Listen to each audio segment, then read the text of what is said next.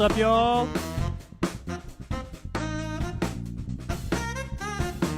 I got a special guest tonight.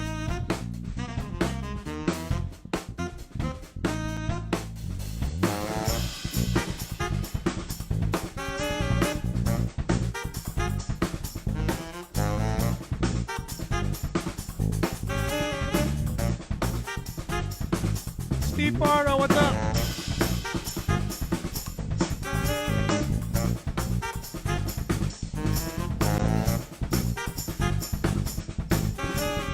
Hey, El Paso, what's happening?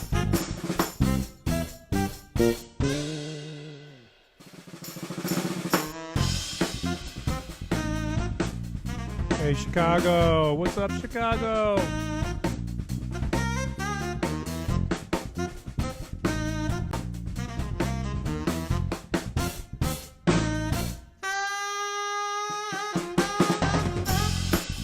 Brazil, did I see Brazil in there? Seattle? Hey, y'all. What's happening?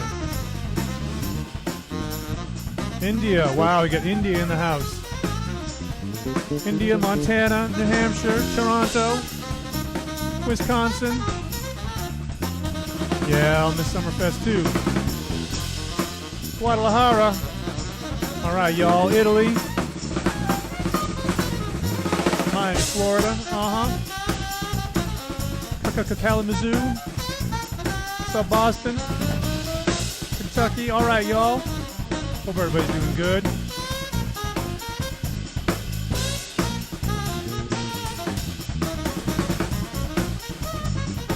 Yeah, I'm sad the tour got canceled too.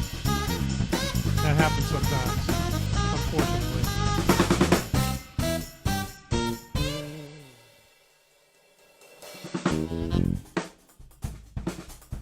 What you guys are listening to right now is a group called the Viridian Trio.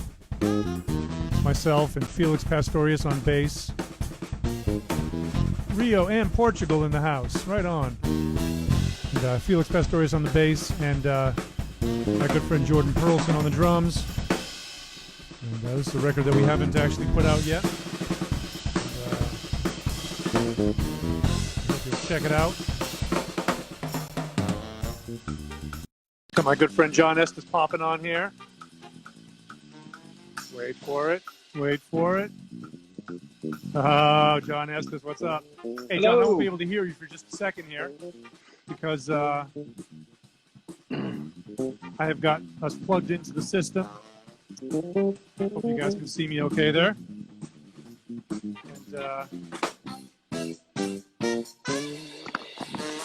just playing a little intro music here.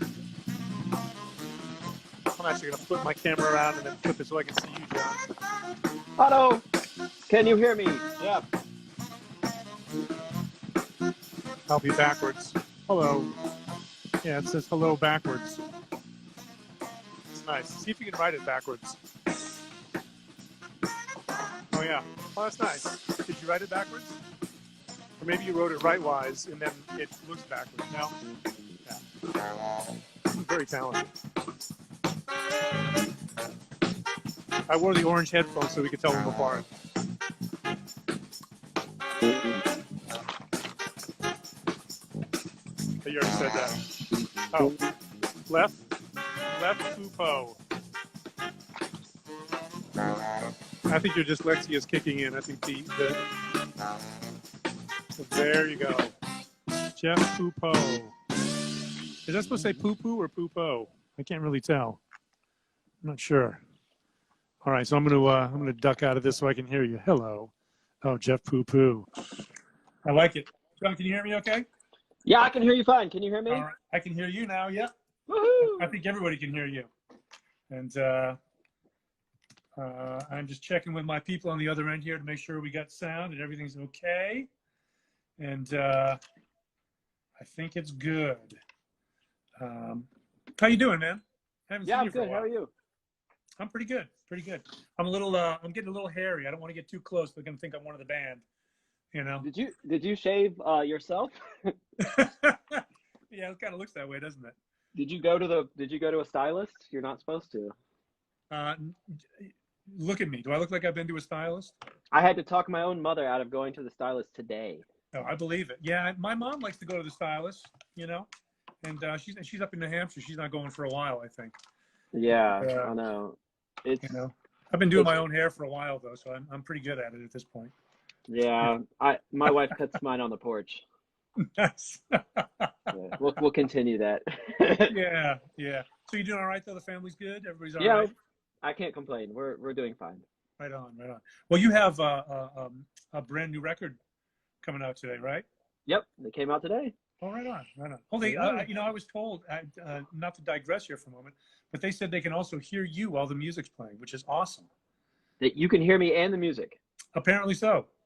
Yeah, That's crazy. yeah. I didn't know that you could do that, which is really great. So I Are can go under you headphones and. are you subtly telling me that you want me to do karaoke? Was I being subtle about that? Yeah, so what karaoke song does everybody want me to sing? Oh, I know I know the one. What is it? Hang on a second. I'm plugging back in here. My radio voice. Whoops. Oh boy. I'm hitting all sorts of buttons. Can you hear my radio voice now?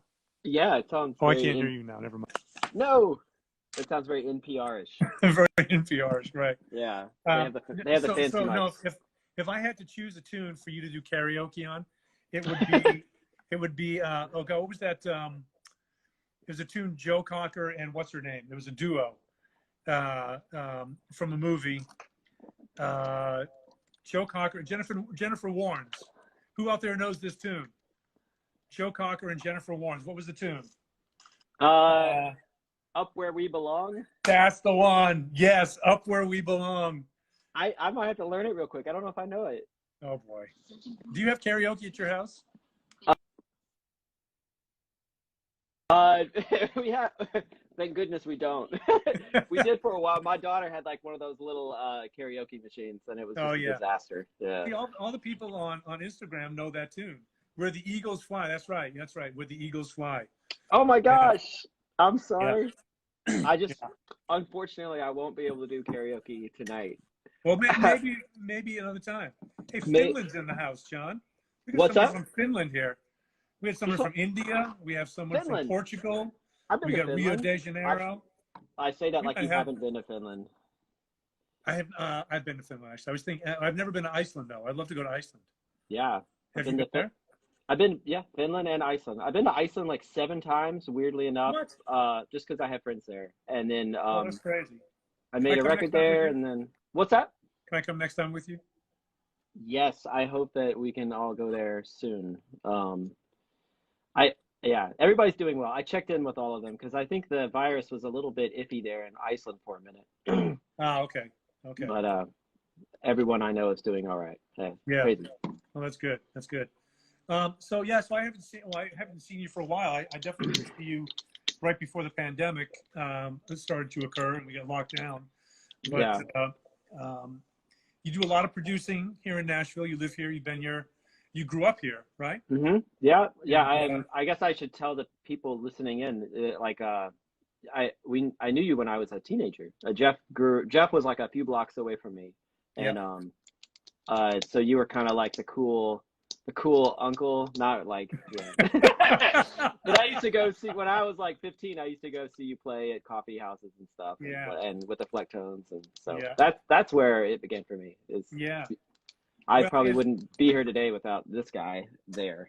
Oh, I don't know about that. I'm sure you would be. I'm sure you would be. But so you're kind of one of those. There's not a ton of. Well, I mean, there are more now in Nashville. More young musicians like yourself that grew up here, and my wife's on here. Hey, Leoko. There's a lot. I like reading these texts while. I know it's pretty fun, right? I have a lot of friends on here. I want to say hi. Yeah. All right. So there's not, especially when I first moved here, there weren't a ton of people that were hanging out here and staying, and kind of like just in the scene that had lived here. But so you went away to University of Miami. Yeah, I went. Maybe you have a different take on it, but when I was a teenager, I didn't feel like Nashville was a place I wanted to stick around. You know? No, I don't think a lot of people felt that way. Yeah, and especially for me in particular, I wasn't really interested in country or like Mhm. Christian music. I just wanted to do something else. So so Right. yeah, I bolted, went to school in Miami and lived in New York for a bit, and Hmm. then made my way back here sort of by accident, just kind of during the recession when kind of shit hit the fan. I just kind of came back here to just get my life back together and Yeah. try and figure out how to make a living again, and just kind of rediscovered Nashville that way. That was Yeah. 10 years ago. Yeah. In case anyone remembers when the recession was, it needs a reminder. Yeah, absolutely. Yeah. But you know, it kind of brings me to one of my questions. Like, I remember that. Um, well, it's kind of a segue, but when you were in high school, you were studying with Vic Woot, Yeah, so when I was right? a teenager, he was like my idol, and like I tried to play like him, and I went really extreme into that and didn't have a Yeah. girlfriend and all that stuff. Yeah. So I just practiced along with Flecktones recordings instead of Right. having a social life. And then they kind of caught the ear of Victor, and I studied with Reggie, and then I got to know you, and you Yeah. guys gave me some good advice and taught me what to do. Yeah. Well, it's So, interesting because you're a very, very different player now, and you know, I'm curious. I'm not sure we've actually ever talked about this before, but I'm curious, sort of, what kind of took you in the direction mm, where you are now, because you we'll get to this later. You sat in with the Flecktones when you were a teenager, yeah. because Vic's wife was about to have her baby and blah blah. Hmm. We'll get into that. But Hmm. what I'm curious about, because one of the things I remember very distinctly about that gig, um, is that when you were playing with us, the thing that really struck me is you already had your own sound. Hmm. And I thought, well, it was really interesting because I knew you were studying with Vic. You could play basically all his stuff. You know, I mean, you were really coming out of that bag. You were really imitating. But I Hmm. remember thinking very, very clearly that you had your own sound on the instrument, Yeah. and even within all the frenetic bass playing and all the chop stuff, you still had your own tone, and you know, it was a different kind of sound than Vic's, even though obviously it was very influenced by him. So Hmm. my question is this, John: when you went to the University of Miami, subsequently went to New York, was there something in particular that like kind of drew you into this other world, kind of this Americana world, this like Hmm. you don't play that stuff anymore. Not that I ever hear anyway, Yeah, you that's know. And I'll it's just. almost like the antithesis of that, which is very interesting Mhm. to me. You're too nice. I think what I feel like I didn't have my own sound back then, and that was I was so I think I was like 17, and I got to sit in with the Flecktones and do the whole thing with Victor, and uh, I haven't told you this, but afterwards, Bela like talked to me, kind of set me down, Uh-huh. and was like, "It's like, hey, that's cool, you can do that, but just so you know, like, you're not gonna get anywhere in life if you just try and sound like Victor." And I was like, "I know." Right. Um, but I think kind of getting to do that was kind of that point. And after that gig, I actually gave up upright bass. I mean, I gave up electric bass for like almost a year. Oh, I bought an upright bass, yeah. and just started from scratch. And when I went to Miami, I just played upright bass, and I was Mm. terrible. And I didn't tell anybody I really played electric bass. And then eventually, it you know, I obviously like tried to shred in front of people, but Got I think just kind of like it's almost kind of like what's happening now. I think it's like something big happens for better or for worse, and you just kind of get to reset. it. Um, and you're always the same person, but getting to reset is good. So quitting electric bass for a year was good. Yeah. Um, and then at Miami, obviously, it's like there was just randomly some students from Iceland, and they were like, "Hey, check out these records," Mm. and they just like hit me like, oh my gosh, this music resonates me more than anything I've ever heard. Wow. And Wow. so then What was it you, about the Icelandic stuff? Because I'm not sure if people have really who are on Instagram here, most of yeah, them probably aren't really that familiar with Icelandic instrumental music primarily, right? The I stuff that think you okay, played for me and I think I can simplify it in that like I've actually this is a cool thing to do is for everyone because we're all different and I don't expect anyone to really like Icelandic music the way I do. Some people love I don't know anything, Doug but Mosher. Doug Mosher's on Doug, here. Schoolie, yes, Oscar and Schoolie. Those are my Icelandic guys. But a cool thing to do is to like just take the time, which we have now, and write down like your 25 absolute favorite albums, and then analyze them and try and come up with the try to come up with the common thread between them, like about why you love them. Okay. And for me, I ended up, like it would be like Eric Satie, or it would be these Icelandic albums, but it would also be like Radiohead, or it would be the Beatles. It would be a lot of things, and I think the common thread for me is melodies. Just really melodic music. Some people are enticed by harmony. I love harmony. Some people are enticed by rhythm. Some people are enticed by lyrics or whatever. But for me, it's just melodies. And so what I love about Icelandic music is just pure melody, really amazing melodies. That's what I love about Radiohead. That's what I loved. Actually, I realized about the Flecktones and even Victor's music is, despite all the virtuosity, my favorite songs were the really melodic moments. And there are really melodic, great melodies. It's an instrumental band, so of course there are melodies.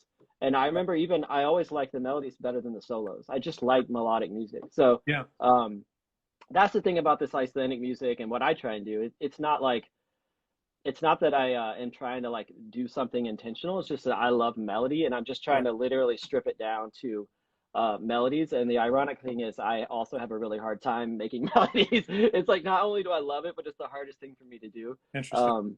So that's a weird like conundrum, but the Icelandic music is like intensely melodic and not virtuosic, and I love that. And it goes down to just folk music, things you can sing, So anyway, sorry. I think we have a similar love for some of that stuff, because I'm very much a melody guy also, and it's one of the things that really hits me. Like, I realized a long time ago that I really don't know any lyrics.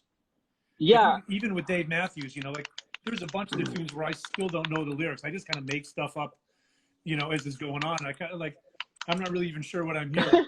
And I'm guilty as charged. I'll work on albums and like, I'm supposed to be a producer, but like a lot of times I'm like thinking about melodies, and then I'm always bummed out when they have like bad lyrics. Right.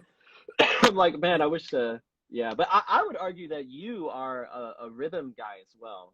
I notice a lot of your songs are very rhythmically based, and like bass lines are odd time signatures and rhythm based, and you're like a mix, but it's almost like a personality type that you can figure out of like what is the thing that you like most about music, and it's totally okay for everybody to be different. Right. Right. Well, it reminds me of that Ornette Coleman quote. It says, "All listeners are equal in their opinions." Yeah, totally. And like I really know that my melody centric, non-lyric, non-whatever is like really weird. So I'm okay that I'm okay with my music being like not for everyone, or even the music that I like being not for everyone. I'm okay with all of that. Well, I think we have to be, as artists, we have to realize that not everything is going to resonate with everybody. Yeah, of course. And you brought up Radiohead earlier, which is one of my favorite groups also. I mean, many years ago when I first heard OK Computer, when I saw the record and I was like, oh, I've been hearing about these guys a little bit, kind of through the grapevine. And I remember I bought the CD, I brought it home. I told my stepson Caleb that I had listened to it 1 or 2 times. And I said, you've got to check these guys out. I never saw the CD again. He took it, went with it, and many, many years ago, it was during that record, when that record had just come out. I remember telling people, and I remember telling my stepsons also, I said, these guys are going to go down as one of the greatest rock bands in history. Mm-hmm. Even then, I was like, this is unbelievable. And they were like, really? I don't know about that. I said, mark my words, man. Yeah. There's a reason that the best Brad Mehldau songs are Radiohead songs, because those melodies are so strong. It's like Chopin, Yeah. And also it's funny because I see there's like a ton of Dave Matthews Band fans. I should say that I was like a massive Dave Matthews Band fan when I was a kid. Mm-hmm. I knew every song on guitar, acoustic guitar, electric guitar, bass, and I even went and bought a violin just so I could learn all the pizzicato parts. Oh, wow. I went nuts. And again, it's the same thing. I think it's just like a lot of the time really melodic music and parts, like great parts. Like I want to learn that bass line. Dun, dun, dun, dun, dun, dun. It's like you can sing all these parts. So anyway, it's just like a random tangent about melody. Yeah, yeah, it's beautiful. I love their music. I Mm-hmm. love their music. And you know who else was way into Dave Matthews when he was in through high school? Also was Michael League from Snarky Puppy.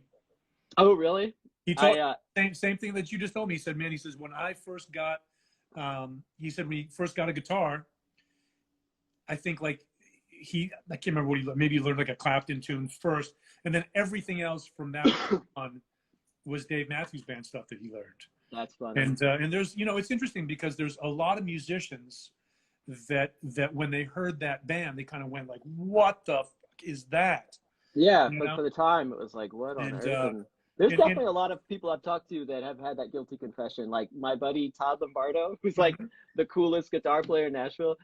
One time I was like, was it Dave Matthews? And he was like, "Yep, every song." It's like, oh man, I knew it. Oh, that's funny. That's funny. Hey, Rob Stevenson, I just saw you on here. How you doing, buddy? He's Dave's vocal coach. And oh, cool. Brilliant vocal coach. And but yeah, so let's kind of segue into your. We've been talking about kind of your love of melody, and this is that right? This is your first solo record? Yeah, I guess so. That's crazy, because the last thing was a duo project with you and Doug Mosher. Yeah, who's a wonderful saxophonist. Yeah, Doug's my guy. Yeah, he's got an incredible sound. Like whenever we hear Doug play a saxophonist, we're always like, "God damn it, why can't I sound like that?" It's like how all saxophonists felt about Stan Getz. It's like we would sound like that if we could. It's really beautiful. And Doug is living up in Boston now. He's getting his doctorate in education, not music education, but education. And he and his wife Cassie are up there. Great friends, and we miss them here in Nashville a lot. But we've been FaceTiming or Zooming or whatever the heck it is that, however we can see each other. We've been hanging out a little bit, you know, during this. But I know you guys are very close, and you had a beautiful record that came out on Ear Up Records, my label, a couple years ago. Is that right? Yeah, to 2016, I think. Yep. Yeah. And Doug just had a record come out a couple of months ago, which is also gorgeous. And so now you've got a project called SOLAS, which is it's your debut record. It's got Doug, and it's got Jason Berger on drums also. Yeah, tell me a little bit about the project. Yeah, so I like it. Back to that thing about melody, I love it, but it's also the thing I have trouble with. So I remember being in college and they're like, "You have to write a song." Man, that's the hardest thing for me in the world. I really have a hard time, and that's one of the reasons I have like been a part of like a million records. It's what I do for a living, and this is my first one as a leader, because I really suck at writing songs. It's like I just can't sit down and do it, you know, and which is one of the reasons I love Doug.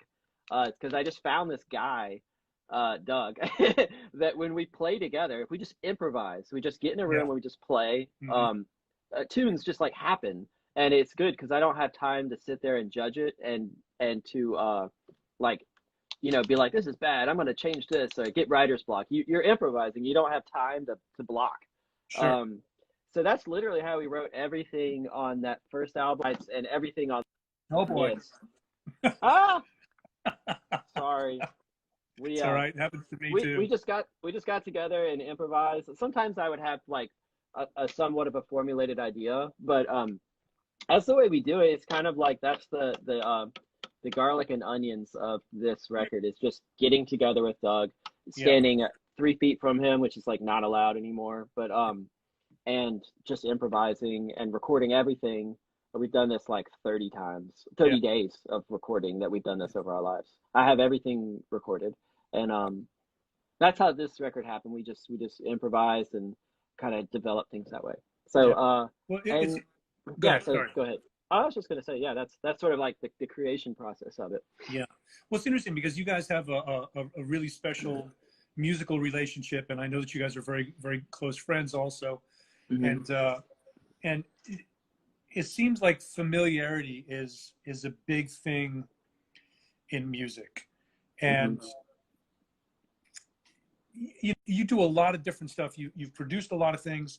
You've got a studio at your place that you record, you mix, you master. You kind of do a lot of those different things. And so, do you find that familiarity wise, like is it a challenge for you to feel familiar with people immediately? Just like playing, Yeah, I don't know. Whatever my personality type is, like you're type it O, right? O type positive. yeah type whatever type INTJQF. I tend to get along with most people. I'm kind of like a, a diplomatic person, so Yeah, I think it's like a bass player thing. I really have no problem yeah, usually just getting along with people or being able to work something out. yeah. Is that what you're sort of getting at? Kind of, But yeah, because bass is such an integral part of every group, yeah, you know, you gotta get along with people. and it's yeah. I mean, I think that you have to kind of fit in, like people like Victor Krauss are like that. Also, I think he kind of like Yeah, he just melts into the fabric of it, and I think yeah, you he's a have good that example. gift also, man. It's really nice. Yeah, well, thank you. Yeah, and it's like being a producer or whatever is the same. It's like Yeah. you're the ultimate diplomat, I guess. Hmm. My daughter's saying goodnight. I think it's my wife because my daughter doesn't really know how to write. Or maybe she's just been waiting. Wow, Maybe she's been maybe working on she's it during the lockdown. nice spelling, Ivy. Uh, yeah. Well, hey, John, Yeah. let's play Go ahead. something from the record. I'm Cool. going to plug in. I won't be able to hear you. I think you'll be able to hear me, but apparently people can still hear you when you're talking. Okay. Okay. And I'm going to plug in.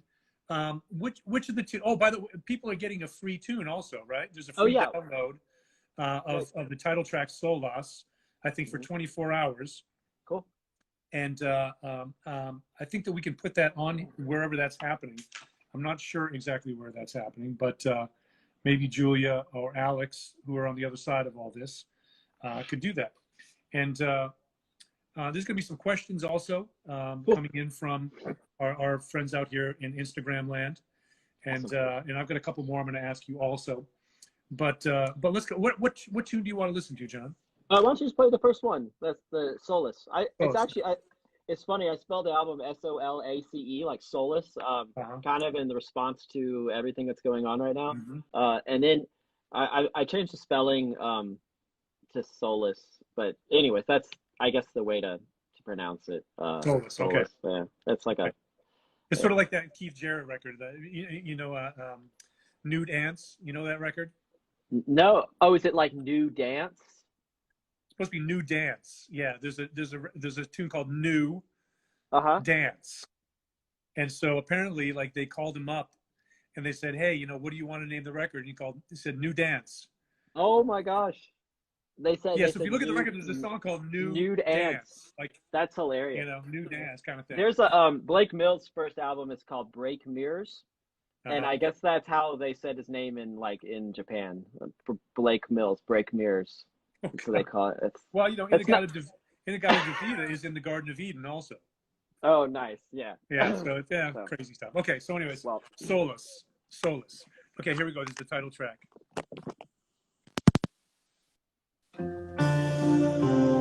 You can hear that okay, John? yeah. Yeah.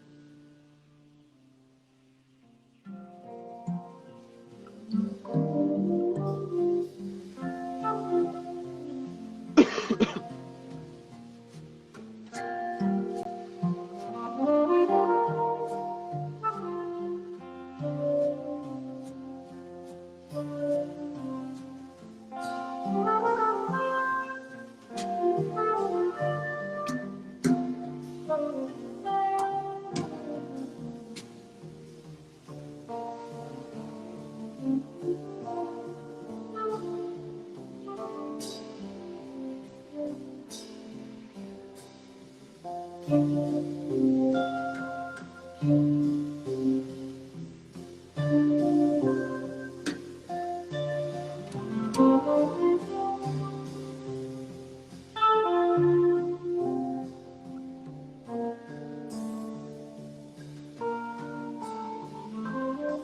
people can put on headphones, it's tremendous on their headphones.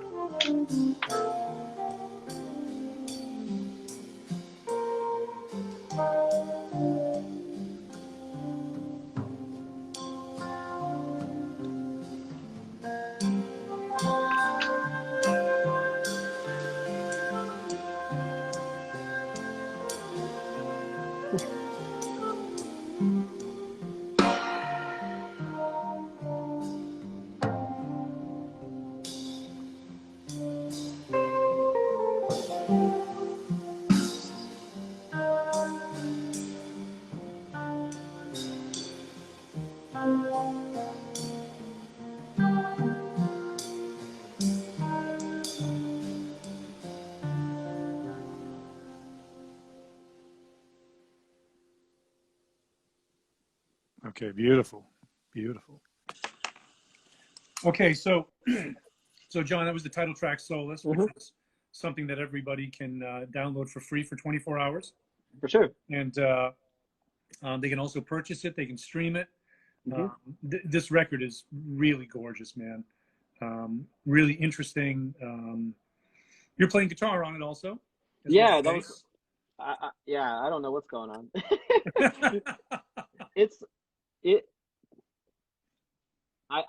So I'm a record producer. I like work on records all day. I have a studio. This is my studio. Yeah. You know? Studio then. And I'm used to just playing a lot of instruments on everything.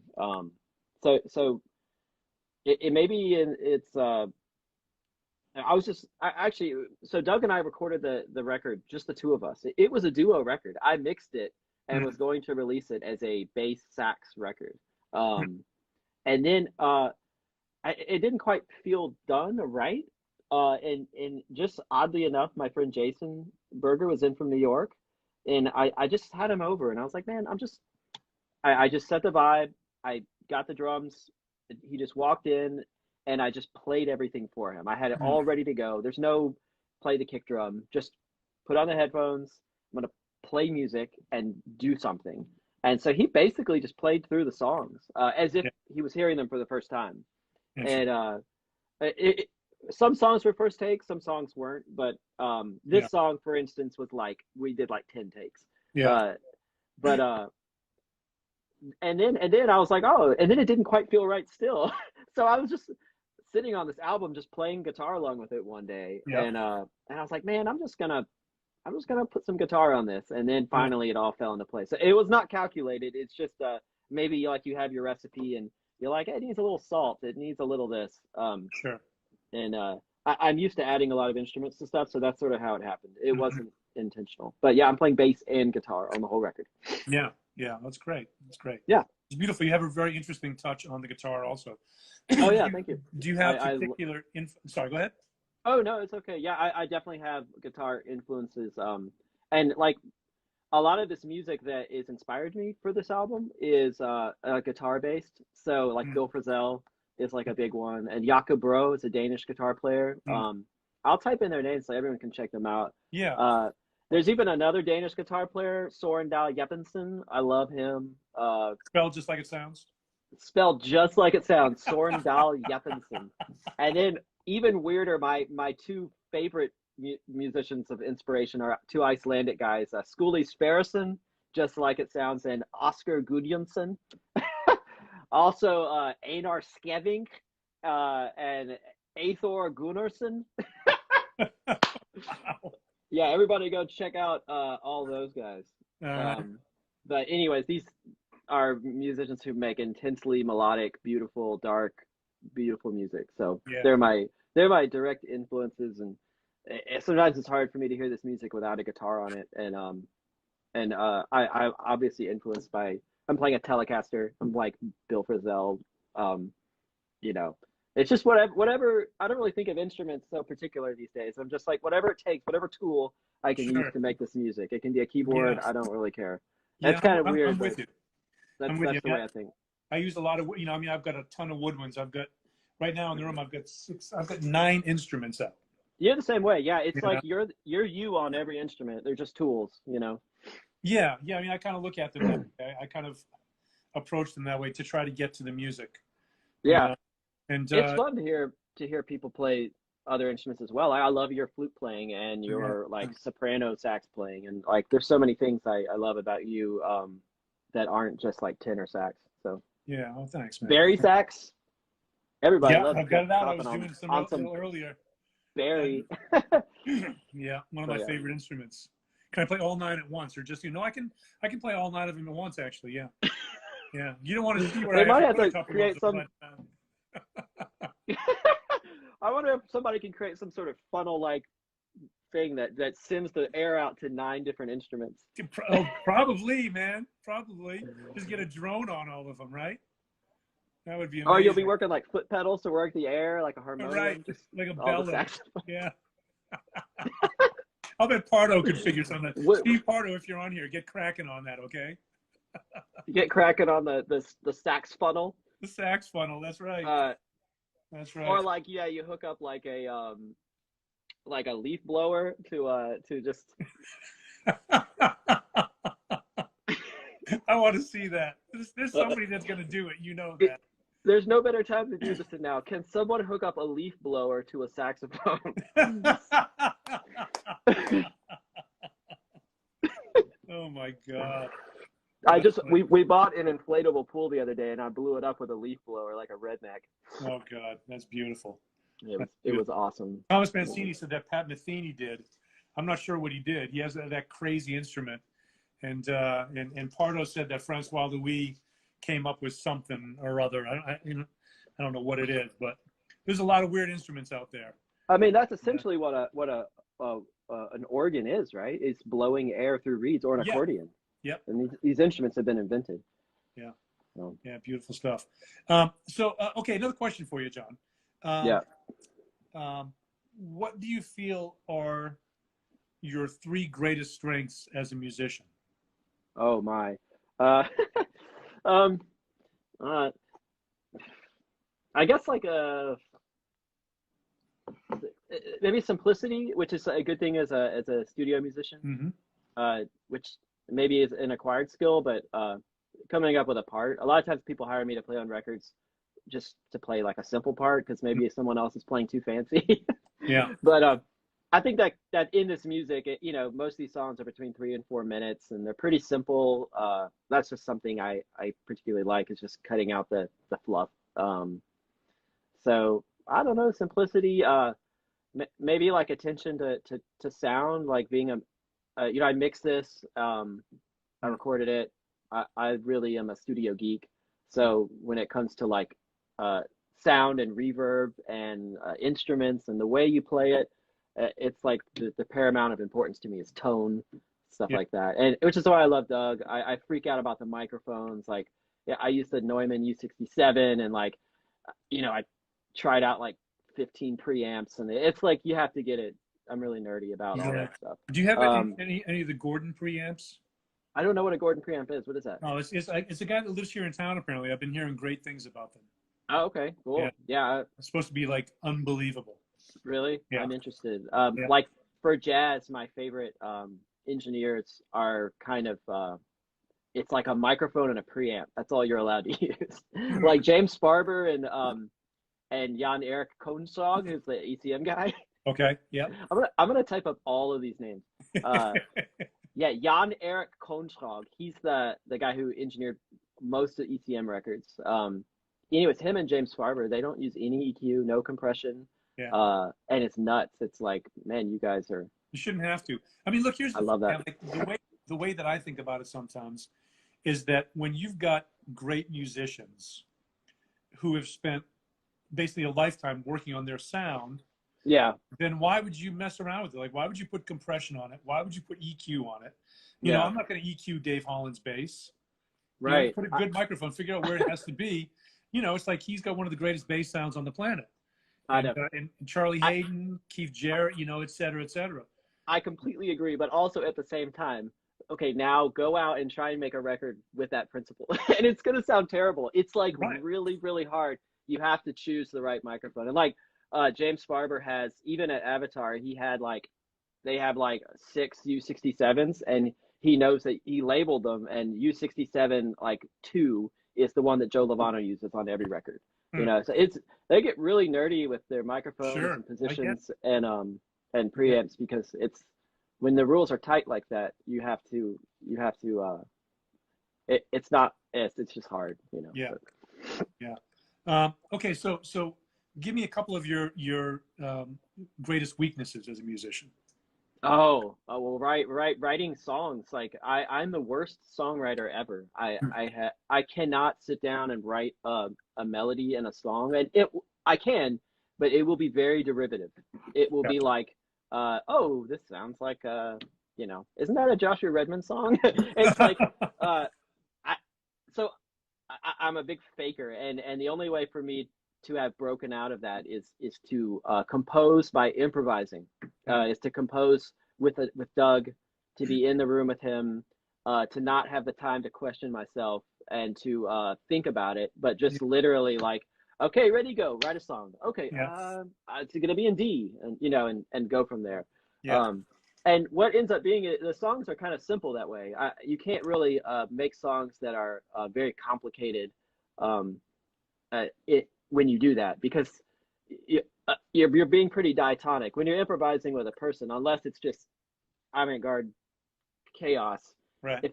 If you're trying to write something tonal, eventually it's like Doug and I mostly write in the key of C, because if you're improvising, it's like eventually we just always end up in the key of C. It's like, Yeah. we gotta, but it's just the way my instrument is sort of designed. And Yeah. so anyways, it's that's definitely a big weakness for me, is I'm like you're telling me about a record that has my name on it, but I'm a terrible songwriter, and but I can improvise and then go from there. So Well, I think anyways, part of songwriting is crafting a sound also, and you're able to craft a sound hmm through the improvisation, which is what composition is anyway, in a slowed down form, you know. yeah. And, I can just say one more thing, which is like I'm like a record producer or a studio musician. All day long, every day for the past 15 years, I'm given something, and then I'm asked to make it better. yeah. So somebody says, "Here's my song." It's like a demo on an iPhone. So I'm like, "Okay, cool. We're gonna add drums. We're gonna make it a little faster. We're gonna clean it up. We're gonna add some reverb, whatever." But I cannot start from the beginning, which Yeah. is something I'm amazed at. Like songwriters who can just start with nothing and write a song. I can go from step 2 to step done. But so it's interesting that that's a big weakness of mine, and the only way for me to do it was to just dive right in, Yeah.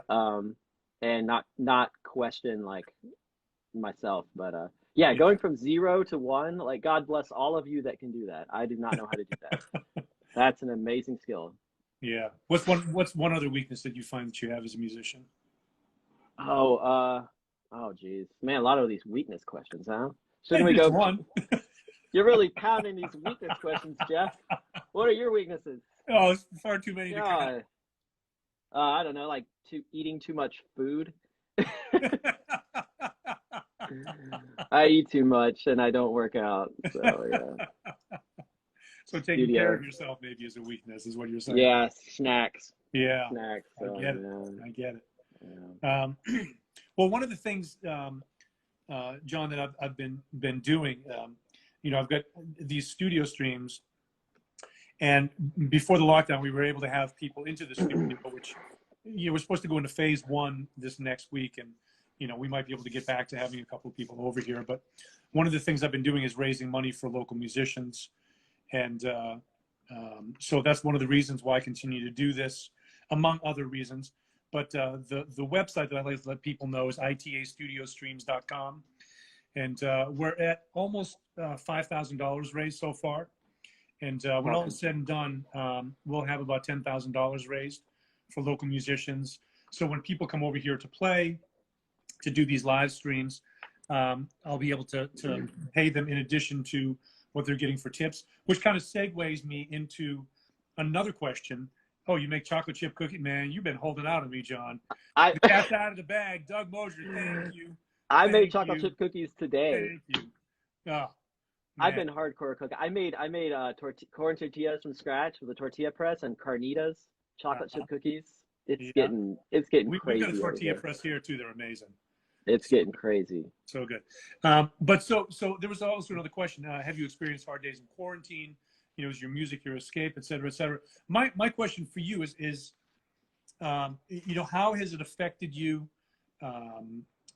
What's kind of been your perception since the lockdown, which is going into like 6 weeks now? Yeah. I mean, I guess I'm in a similar boat to most people in Nashville, which is I've had work basically until now. My May is like, and keep in mind, I'm someone who's usually, I do like maybe 250, 300 days of sessions a year. I'm always too busy. I'm not like trying to brag or anything. I'm old. I'm old, and that's what I do. But my May says Mother's Day. There's nothing at all. Part of it is sort of I'm not. People have asked to come in the studio. I'm not doing that. And there's always little stuff that comes up, but yeah, I'm it's stopped for the time being, and my instinct is not to like fight it, just to go with it.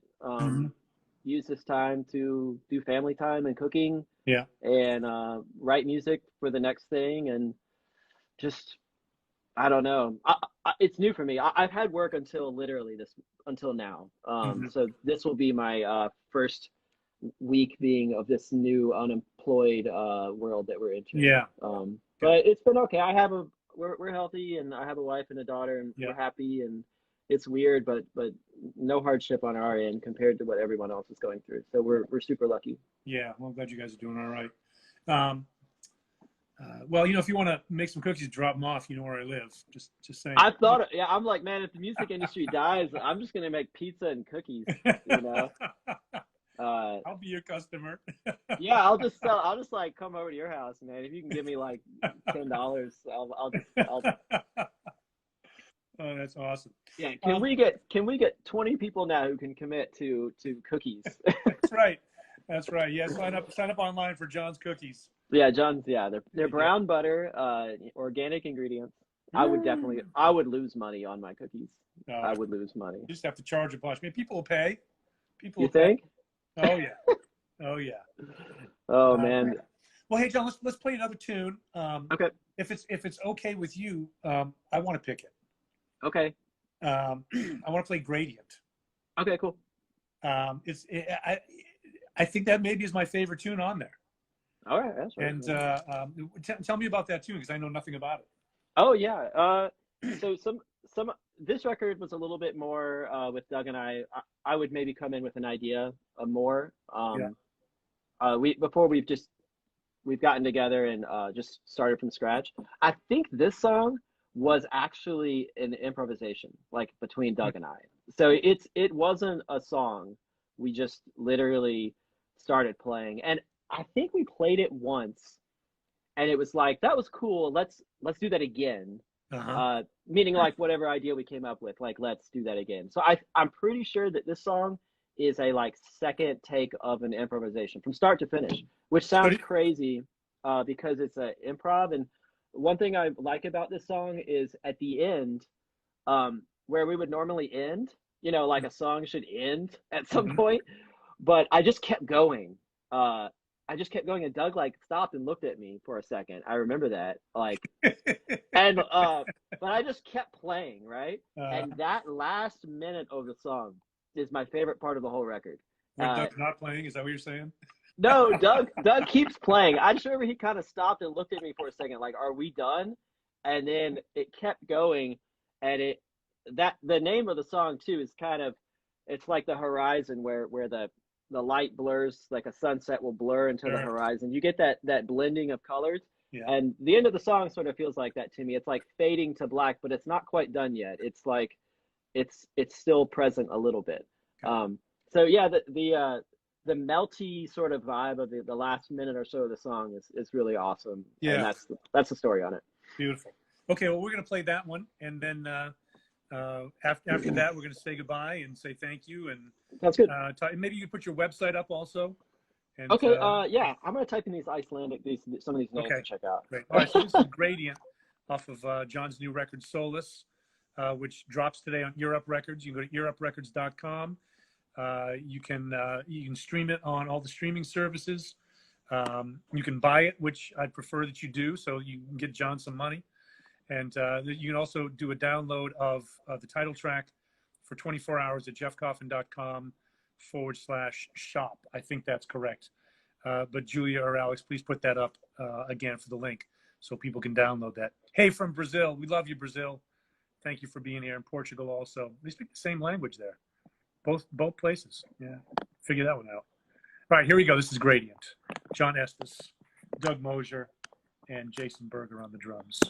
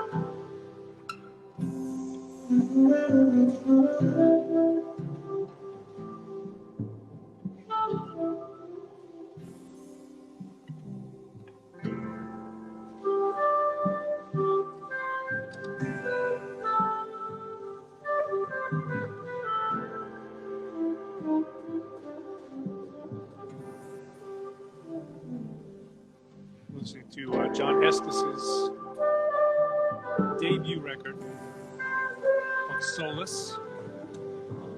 It's a tune called Gradient. It's available on Ear Up Records, earuprecords.com. It's a beautiful record. John Estes on bass. He's with us right now, and guitar. Jason Berger on drums. And the one and only Douglas Mosher on the tenor saxophone.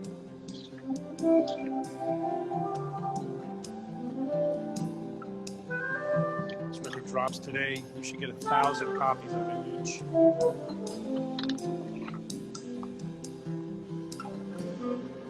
Get this for your mom for Mother's Day.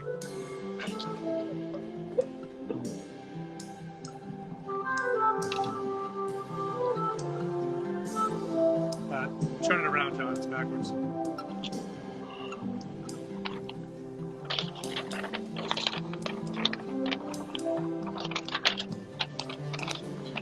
The heart was okay, though.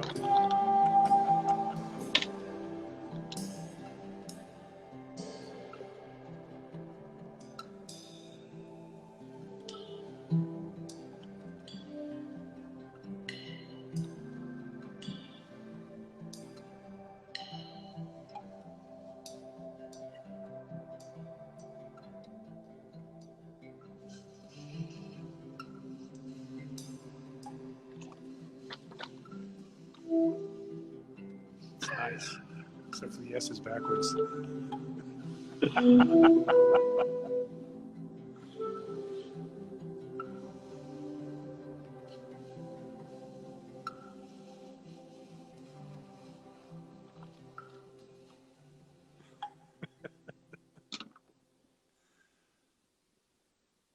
It's beautiful, John. Gorgeous.